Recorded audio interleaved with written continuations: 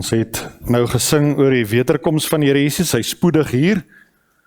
Vanoggend by die ouete huis in Klokkelaan het ons ook daar die lied gesing en toe vertel ek vir die mense daar van die oom wat elke aand as hy voordat hy gaan, of as hy donker raak, trek hy die gordyntjies van die woonstelletjie toe, dan sê hy vir sy vrou, my vrou, miskien vannag kom die Here Jesus, en volgende oggend, as hy nou opstaan, die son steek sy kop uit, maak hy die gordyntjies oop, en sê hy, my vrou, miskien vandag, miskien terwyl ek en jy nog hier besig is in hierdie diens, kom die Here Jesus, miskien, is jy gereed? Kan Jesus nou maar kom, of is daar eers dinge wat uitgesorteer moet word? Mag die Here gee dat ons enige oomblik gereed is, miskien vandag, of ons gereed is of nie, hy gaan kom, wanneer hy wil. Ons moet elke oomblik gereed wees, miskien vandag. Wat 'n wonderlike vooruitsig. Kom ons buig die hoofde, dan bid ons saam. Dierbare en wonderlike en aanbiddelike Here Jesus, baie dankie dat U weer gaan kom en het vir ons het beloof in U woord. En Here Jesus, baie dankie vir U vooruitsig wat ons het. Maar Here Jesus, baie dankie dat U intussen, voordat U kom, nog besig is om te soek en te red wat verlore is. Dankie dat ons U kan vra om dan ook deur die werking van die Heilige Gees U woord vanaand in harte te seën, U doel te bereik in lewens en U naam te verheerlik. Amen. Ons skriflesing Markus hoofstuk 2, baie welkom aan diegene wat deur die YouTube ingeskakel is by vanaand se diens. Ons skriflesing dan vanaand Markus hoofstuk 2 en ons lees vanaf vers 13. Markus 2 vanaf vers 13 en hy het weer uitgegaan langs die see en die hele skare het na hom gekom en hy het hulle geleer. En toe hy verbygaan sien hy Levi, die seun van Alfeus, by die tolhuis sit. En hy sê vir hom, volg my. En hy het opgestaan en hom gevolg. Ek wil net onderbreek hier, dit is maar wonderlik. Die Here Jesus sê vir hom, volg my, en hy staan op en hy volg. Hy het nie baie redenasies gehad nie, hy staan op en hy volg. Die Here Jesus sê, volg my, en hy staan op en hy volg die Here Jesus. En terwyl hy in sy huis aan tafel was, kom daar baie tollenaars en sondaars saam met Jesus en sy disippels aan tafel, want daar was baie, en hulle het hom gevolg. En toe die skrifgeleerdes en die fariseërs hom saam met die tollenaars en die sondaars sien eet, sê hulle vir sy disippels, wat is dit, dat hy saam met die tollenaars en sondaars eet en drink? En toe Jesus het hoor, sê hy vir hulle, die wat gesond is, het die geneesheer nie nodig nie, maar die wat ongesteld is. Ek het nie gekom om regverdiges te roep nie, maar sondaars tot bekering. Ons lees net daar, dan uit die onfeilbare woord van die Here, en ek wil net weer eens vir u vers 17, Markus 2 vers 17 herhaal, teksvers van oordenking van vanaand se diens. En toe Jesus het hoor, sê hy vir hulle, die wat gesond is, het die geneesheer nie nodig nie, maar die wat ongesteld is. Ek het nie gekom om regverdiges te roep nie, maar sondaars tot bekering. En die tema van vanaand se boodskap is, Jesus roep. Jesus roep. Klasse onderskeid word gevind op verskillende gebiede van die samelewing. In die destydse polisie en weermag was dit totaal ongehoord geweest dat selfs 'n junior offisier met troepe of met konstabels assosieer of sosialiseer. Daar is baie vinnig vir 'n junior offisier gesê deur die senior offisiere, jy meng nie met 'n onderoffisier nie, dis 'n laagklas mens, het hulle net so gesê, sonder om eers skaam te kry. En net so is daar ook 'n baie groot kloof tussen die politieke elite en die gepeupel. Daar is 'n baie groot kloof tussen die sogenaamde glanspersoonlikhede en die gewone mens op straat. Daar's vanaand 'n baie groot kloof gevestig tussen die magnate en die salarisstrekkers. In die tyd van die Here Jesus se aardse bediening was daar ook 'n baie groot onderskeid en 'n groot kloof gevestig en 'n afstand gehandhaaf tussen die godsdienstige elite, die godsdienstige aansienlikes en dan die sondaars. Die godsdienstiges het nie gemeng met die sondaars in hulle oë nie. Daar was 'n afstand gewees. Daar is 'n laagklas mens, ons meng nie met hom nie, sou hulle gesê het. Daar was 'n groot kloof gevestig. 'n godsdienstige adel en die gewone sondaars het nie met mekaar gemeng nie, en nog minder saam geëet. Nou saam eet in die Joodse kultuur en die klassieke Joodse kultuur is nie iets gerings nie. Dit het baie groot betekenis. Dit is die hoogste vorm van uitdrukking van assosiëring, van assosiasie, is wanneer mense saam eet. Daar is sekere Joodse groepe, wat as ek reg verstaan, wat so ver gaan om te sê dat wanneer jy iemand nooi vir ete en hy aanvaar die uitnodiging die eerste keer, dan is hy voorbarig. En as jy hom tweede keer nooi en hy aanvaar die uitnodiging, dan is hy voorbarig. Eers die derde keer aanvaar jy daardie uitnodiging, want saam eet is nie iets ligteliks nie. Dit is 'n groot saak, wanneer jy saam met iemand eet. Jy assosieer met hierdie persoon, saam met wie jy eet. En dan is dit te begryp waarom die Fariseërs, die skrifgeleerdes, so verontwaardig was, dat Jesus saam met tollenaars en sondaars eet. Jesus se optrede was heeltemal teenstrydig met sy posisie as leermeester, en soveel te meer as sy latere aansprake as seun van God. En dan verduidelik dit vir ons, dan verduidelik dit vir ons, dat waarom hierdie Fariseërs en die Fariseërs en die skrifgeleerdes so geweldig aanstoot geneem het. Want jy sien die Here Jesus se aardse bediening, veral daar in Galilea, waar hy daar rondom die see van Galilea beweeg het, daar in Kapernaum was gekenmerk gewees, dat hy omring was deur sondaars. Hulle het hom genooi, daar is maar net 'n fotootjie van 'n sinagoge, wat gebou is op die fondasie van die oorspronklike sinagoge, waarin die Here Jesus geleer het, maar ook daar in Kapernaum, omring deur sondaars, waar hy beweeg het, selfs in Jerusalem, omring deur sondaars, en dit was 'n groot probleem gewees. En dan kom die Here Jesus, en hy sê vir hulle, ek gaan vir julle sê, hoekom ek is saam met tollenaars en sondaars eet. Ek gaan vir julle sê, hoekom ek assosieer met tollenaars en sondaars. Want jy sien, ek het gekom om te soek en te red wat verlore is.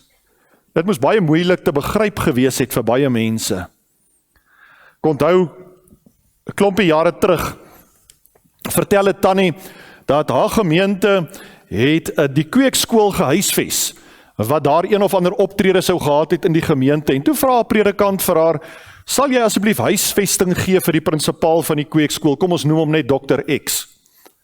En daardie tannie sê, nee dominee, jy kan nie dit aan my doen nie, jy kan nie dit aan my doen nie. Wat sal ek praat met daardie man, daardie hogere man, daardie dokter, en wat gaan ek vir hom gee om te eet? Hy sê, nee wat tannie, jy gee vir hom wat jy vir enige iemand anders gee, hy's 'n mens soos ek en jy. Nee dominee, jy kan nie dit aan my doen nie. Ons het niks in gemeen nie, daardie man is so ver verhewe bo my, hoe kan hy by my kom bly in die huis, en aan my tafel eet? En die dominee sê, ag tannie, raak rustig, gee vir hom wat jy vir enige iemand sou gee om te eet. Sy sê, daai Sondagmiddag aan etenstafel, toe sien ek, hy is toe ook net 'n mens. Hy vat so waar die ou hoenderbeentjie en hy eet die hoendervleisie af met sy hand. Toe kom ek agter, hy is ook maar net 'n mens.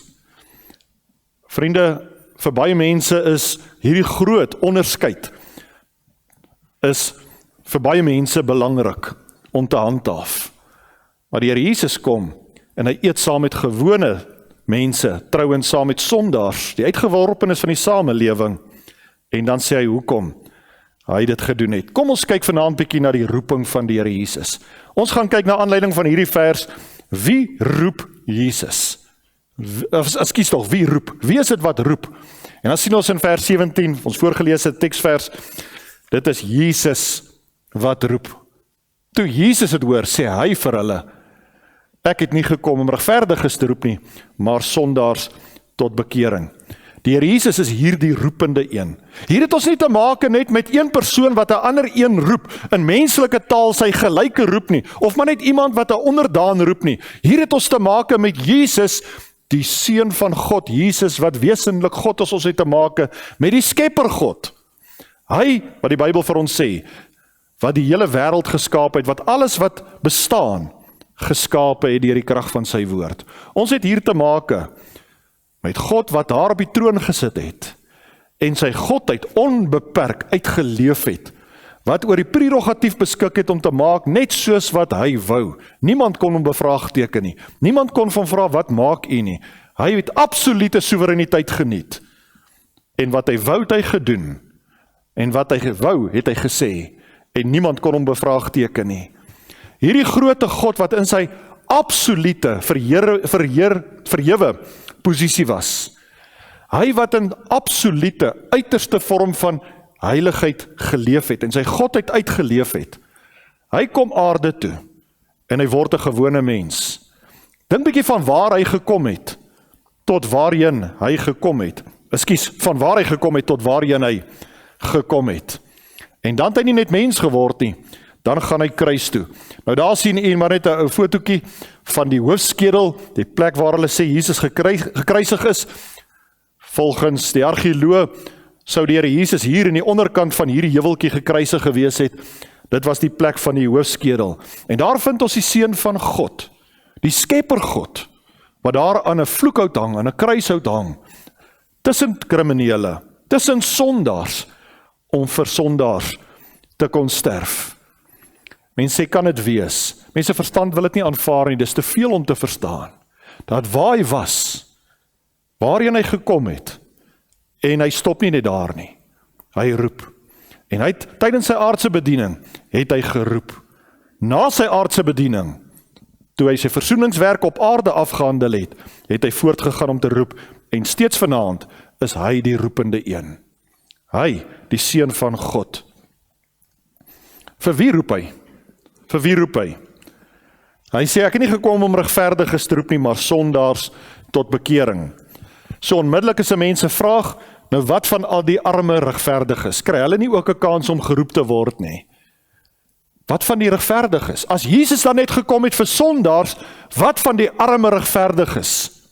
Die antwoord, daar bestaan nie so iemand nie.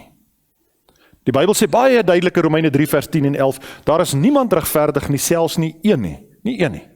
Daar's nie een enkele mens wat daarop kan aanspraak maak dat hy of sy 'n regverdige is nie. Die enigste aanspraak wat 'n mens kan maak op regverdigheid is op die feit dat Jesus Christus vir my gelei en gesterf het aan die kruis. En hy my sondes vergewe het. En hy my regverdig verklaar het. Dis die enigste. Geen mens, nie een mens kan aanspraak maak op regverdiges nie. Jesus het gekom vir sondaars. En hy roep slegs sondaars. Hy roep slegs sondaars. Hy roep nie iemand wat nie 'n sondaar is nie. Kom ons stel dit anderste. Hy roep net mense wat sondaars is, en dit is almal. Baie mense leef doelbewus in ontkenning. Doelbewus. Hulle besef hulle het gesondig, hulle besef hulle het sonde skuld, maar hulle leef in ontkenning. Hulle sê, maar ek is nou nog nie so groot sondaar nie. Ja, ek het ook my foute, sal my mense sê. Maar hulle sal nie maklik erken ek sy hel verdiende sondaar nie. Dis een ding vir iemand om te erken, ja, ek het ook sonde gedoen en ek het sonde skuld, maar onmiddellik sê hulle, maar ek is daarmee so sleg dat ek die hel verdien nie. Totdat hulle besef wie hulle werklik is. Tot hulle besef wie hulle werklik is. Daar is diegene wat besef dat hulle inderdaad sondaars is, maar hulle probeer hulle self beter maak. Daar is baie mense wat besef, ek is 'n sondaar, ek moet my lewe in orde kry. Maar, dan is die fokus op hulle self. Ek gaan probeer om my lewe in orde te kry. In plaas daarvan om na die groot geneesheer te vlug. Jy weet, dit is so interessant, die Here Jesus gebruik hierdie wonderlike praktiese voorbeeld van 'n dokter, 'n mediese dokter. Dan sê hy, iemand wat gesond is, het nie 'n dokter nodig nie, maar iemand wat siek is. Nou ja, daar is baie mense wat siek is, maar hulle besef nog nie hulle is siek nie. Ek dink is David Guzik wat so pragtige stukkie uiteensit oor dit. Wat hy sê, daar's baie mense wat siek is, maar hulle weet nie hulle is siek nie. Dis 'n siekte wat onderliggend is. Dan is daar baie ander mense wat siek is en hulle weet hulle is siek, maar hulle besef nie hulle is so siek dat hulle 'n dokter nodig het nie. Dan is daar ander wat besef, ek het 'n dokter nodig, maar hulle sien nie kans om na die dokter toe te gaan nie. Hulle gaan self probeer. Hulle gaan self probeer. Liewe vriende, is presies dieselfde vandag as wat dit was toe die Here Jesus hierdie geskryf het. Daar is baie mense wat dink, ek gaan my eie lewe verbeter. Ek gaan harder probeer. Ek gaan regtig glo met my hele hart, en dan wat hulle daarby bedoel is, ek gaan hoop en hoop en hoop. My sondes is vergewe en myself daarvan oortuig, en dit werk nie. Dit werk nie. Jy moet na die geneesheer toe kom vir genesing. En hy roep. En hy roep. Jesus het gekom vir mense wat die omvang van hulle sonde en ellende wil erken. En hy roep mense en hy sê vir hulle wat hulle sonde en hulle oortreding is. Mense wil dit nie erken nie, maar liewe vriende, die Here Jesus het gekom om mense te red, wat kan besef wie hulle wesenlik is en die oordeel wat hulle verdien. Waarom roep hy? Waarom roep hy? Hy sê daar, die wat gesond is, het die geneesheer nie nodig nie, maar die wat ongesteld is. Hoekom roep hy? Want daar is baie mense vanaand nog, wat geestelik nie net ongesteld is nie, maar geestelik dood is. Maar hy roep. Hoekom roep hy? Want hy is 'n God van liefde, maar hy is ook 'n God wat heilig is. Liefde, ware liefde, praat nie 'n bedreiging weg nie. Ware liefde praat nie 'n bedreiging weg nie. U sal saamstem dat dit totaal onaanvaarbaar is vir byvoorbeeld 'n ouer wat sien sy kind hardloop daar na die straat toe en daar's aankomende verkeer en die ouer sê ek het my kind lief en nee, daai kar gaan nie my kind stamp nie. Daai kar gaan nie my kind stamp nie. Nee, dis nie liefde nie. Liefde is nie om dit weg te praat nie.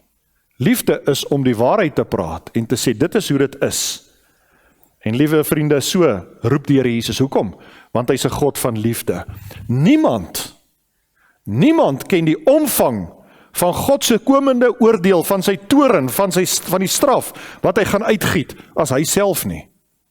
Daar is niemand wat die omvang van die goddelike wraak beter ken, as die een wat gaan wraak neem nie.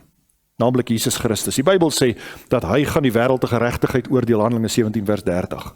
Hy gaan die wêreld te geregtigheid oordeel. Niemand ken die omvang van die oordeel wat aan die kom is, beter as Jesus self nie. En omdat hy liefde is, roep hy. Hy reik uit na die mens. Hy roep die mens, omdat hy die mens lief het, en nie wil hê die mens moet verlore gaan nie. God se regverdige komende oordeel oor sonde is nie iets wat 'n liefdevolle God kan verswyg nie. Dit is so hartseer as mens dink, hoe word Christene vandag beskuldig van haatlikheid? Hoe word kinders van die Here beskuldig van haatspraak as jy in groot liefde die evangelie bring? Kinders van die Here word veral in Europese lande vanaand gearresteer wanneer hulle selfs net staan en Bybel lees by sekere plekke. Hulle word gearresteer, dan word hulle aangekla vir haatsmisdaad. Liewe vriende, mense verstaan nie wat haat is nie, want hulle verstaan nie wat liefde is nie. Dis liefdesspraak daardie. Wanneer 'n mens uitreik na 'n siel toe, dan is dit liefdesspraak, nie haatspraak nie.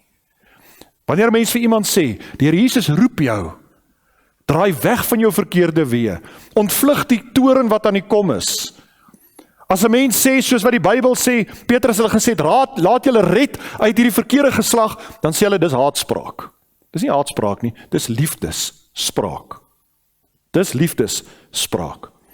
'n Liefdevolle God kan nie sy toorn wat aan die kom is verswyg nie. En daarom roep hy.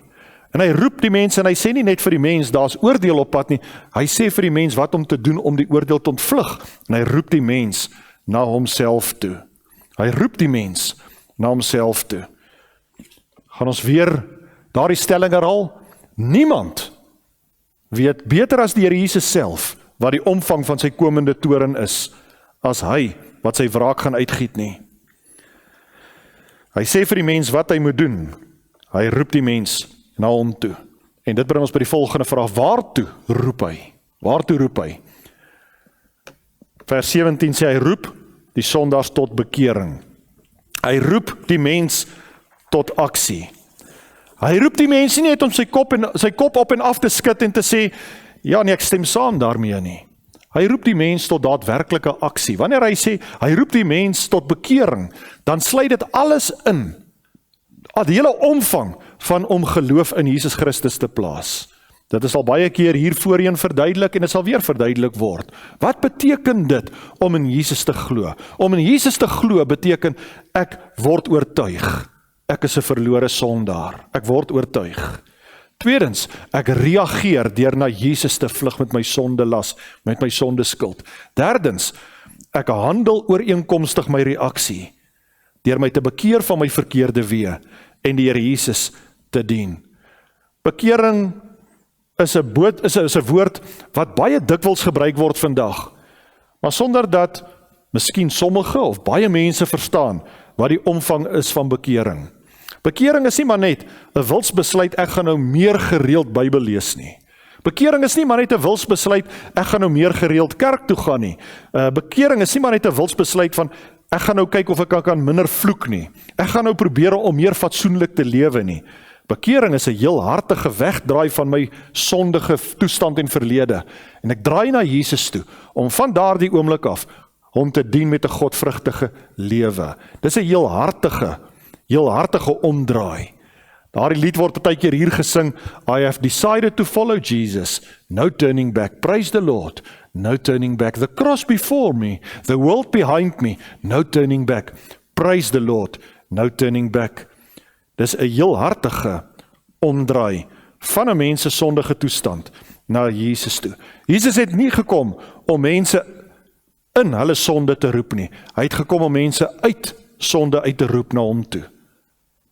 Hy roep mense nie om in hulle sonde draai te maak nie. Klompie jare gelede, dit is seker al vertel hier, ek kan nie onthou nie, maar 'n klompie jare gelede tydens 'n uitreik, toe die klomp die IB-pelgrims en die paar studente so op die dorp gaan openinge waarneem, en so kry een student toe geleentheid om by die ouete huis 'n diens te hou. En hier preek hy passievol vir die bejaarde mense, en hy sê, my oom, my tannie, jy moet 360 grade omdraai, weg van jou sonde af. Nou na die tyd in die voertuig toe word hy nou tereggewys, en dan word vir hom gesê, moet asseblief dit nooit weer preekie, want dis die probleem van die dag. Mense draai 360 grade om, hulle moet 180 grade omdraai. Nou hy het maar net 'n foutjie gemaak, enige mens maak foute, maar dit is die probleem van die dag, dat mense draai 360 grade om in hulle sonde, dan word hulle bly waar hulle is. Hulle verander nie van rigting nie, hulle rigting is nog presies dieselfde, maar Jesus roep mense nie in hulle sonde nie, hy roep mense uit hulle sonde uit, en hy sê, bekeer jou van jou verkeerde weë. Hy roep mense weg van gevaar, nie binne die gevaar nie. Hy roep mense uit die gevaar uit, en hy sê, kom uit, laat julle red uit hierdie verkeerde geslag. Hoe roep hy? Hoe roep die Here Jesus? Daar in vers 13 het ons gelees, en hy het weer uitgegaan langs die see, en die hele skare het na hom gekom, en hy het hulle geleer. Wat het hulle geleer? Die skrif, daardie stadium, die Ou Testamentiese profete, wat die boodskap van bekering tog baie duidelik verkondig het. Hy het hulle geonderrig, hy het hulle geleer uit die woord uit. Hoe roep Jesus vanaand nog steeds? Hy roep deur sy woord. Hy roep deur sy woord. Ag, het was so pragtig geweest, om te luister. Die sosiale media is nou baie, kan ek sê, oorweldig met al die video's van Charlie Kirk, maar een van die videoetjies, daarin gee hy sy getuienis, of in baie van hulle gee hy sy getuienis, maar dan vertel hy hoe ek dink 'n graad 5 seun was, en dan vra iemand van hom nou, hoe het dit gebeur dat jy Jesus ontmoet het? Hy sê, ek het in 'n diens gesit en geluister na die woord wat gepreek is, en ek het besef ek's 'n verlore sondaar, en ek het daardeur Jesus gevra om my sondes te vergewe, en ek het my geloof in hom geplaas, en hy het my gered. Hoe het Jesus geroep? Deur sy woord. Hoe doen hy dit vanaand? Deur sy woord. Hy doen dit deur die geskrewe woord, waar hy sê, ek het gekom om te soek en te red wat verlore is. Ek het nie gekom om regverdiges te roep nie, maar sondaars tot bekering. Hy roep deur sy woord.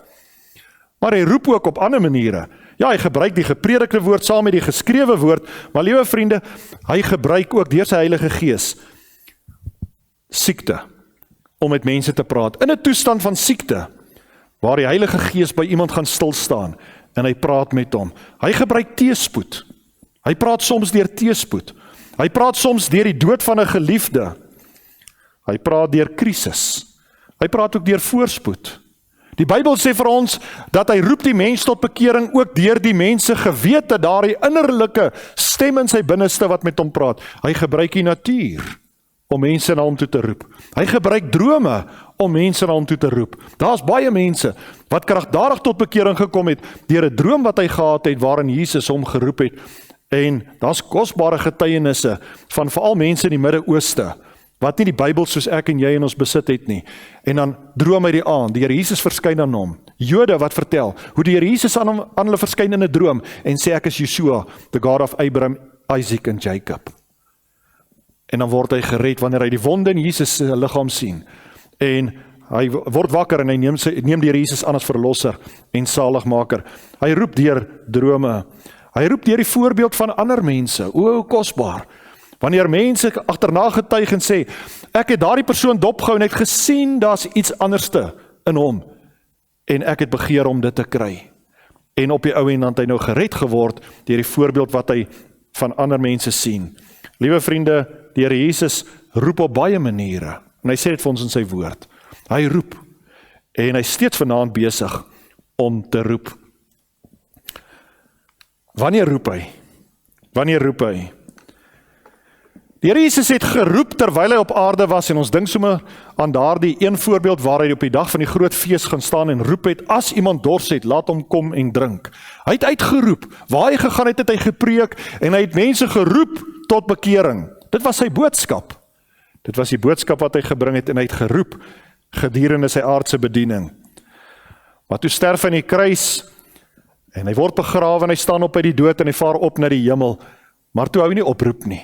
Hy stuur die Heilige Gees en die Heilige Gees roep van daardie dag af 2000 jaar terug tot vanaand toe. Roep die Heilige Gees.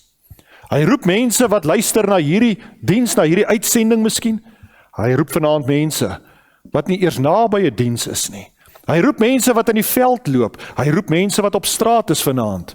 Op verskillende maniere roep hy, maar die Heilige Gees roep. Hy sit hierdie roepstem voort en hy roep mense. Hy roep kollektief. Hy roep oral. Hy roep almal. Die Bybel is baie duidelik rondom dit. Hy wil hê dat almal moet gered word. En daarom is hy vanaand besig om kollektief die hele wêreldse bevolking te roep op verskillende maniere. Die roepstem is baie duidelik reg oor hierdie wêreld, in party plekke meer duidelik as ander, maar waar Jesus roep, en hy roep mense na hom toe. Hy roep die individu ook in antwoord op gebed van iemand. O vriende, daar's baie mense wat vanaand kan getuig van hoe hulle gered geword het en agterna moes uitvind, daar was iemand wat vir my gebid het. Daar was mense wat vir my gebid het.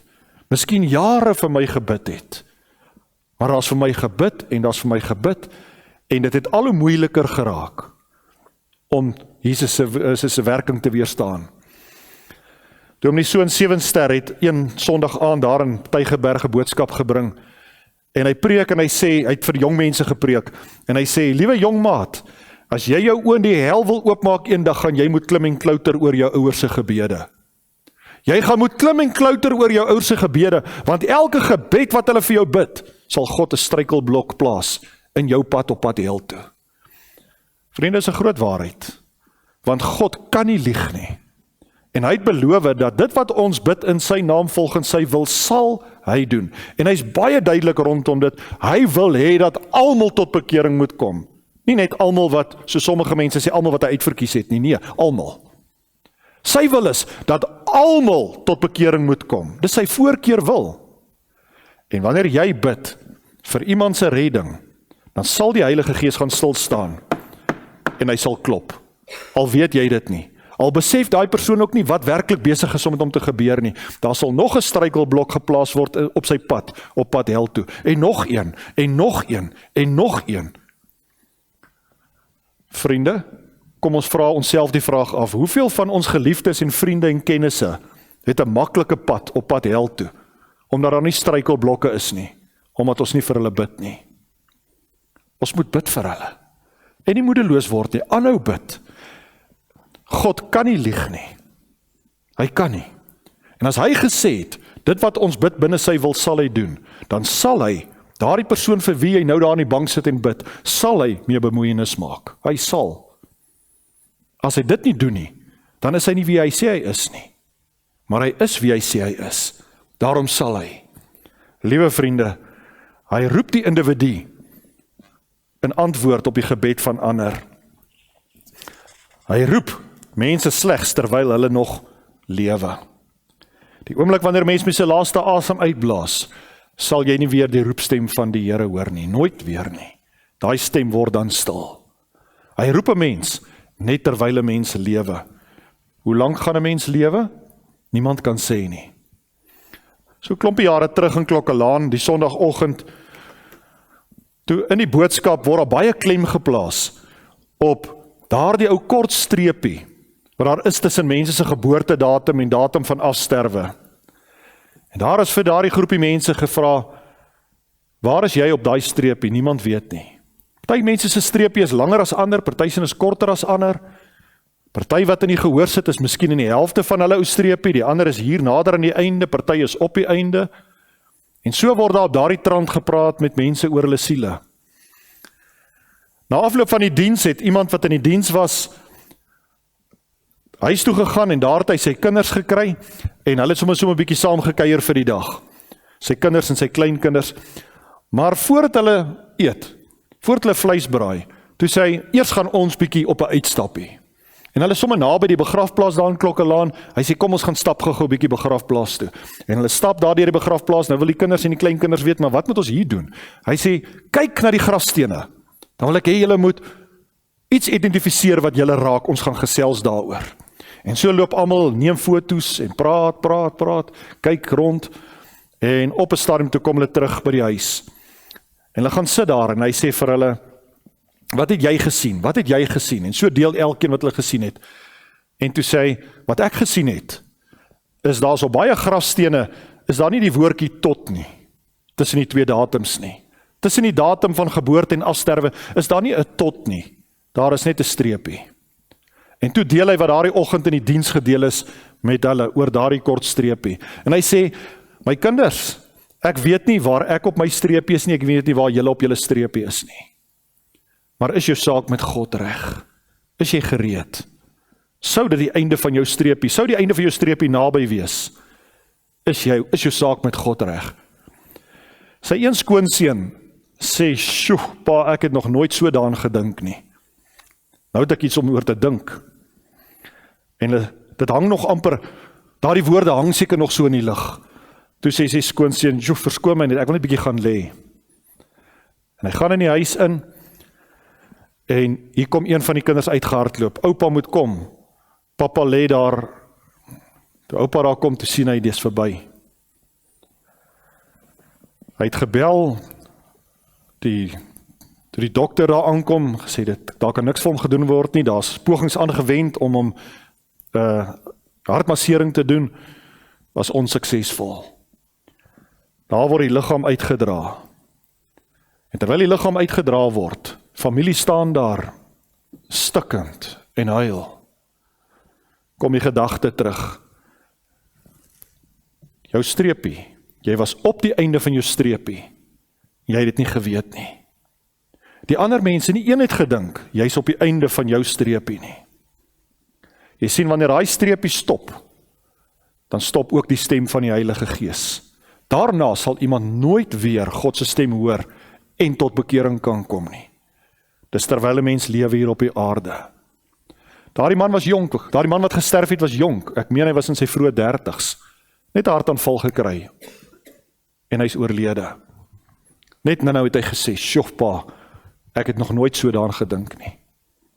Vriende, die Here Jesus roep vanaand nog, deur die werking van die Heilige Gees, maar hy roep net terwyl ons nog lewe. Daardie oomblik, wanneer jy jou asem uitblaas, sal hy jou nie meer roep tot bekering nie, want jy gaan nie tot bekering kan kom nie, en dan wag die ewige oordeel.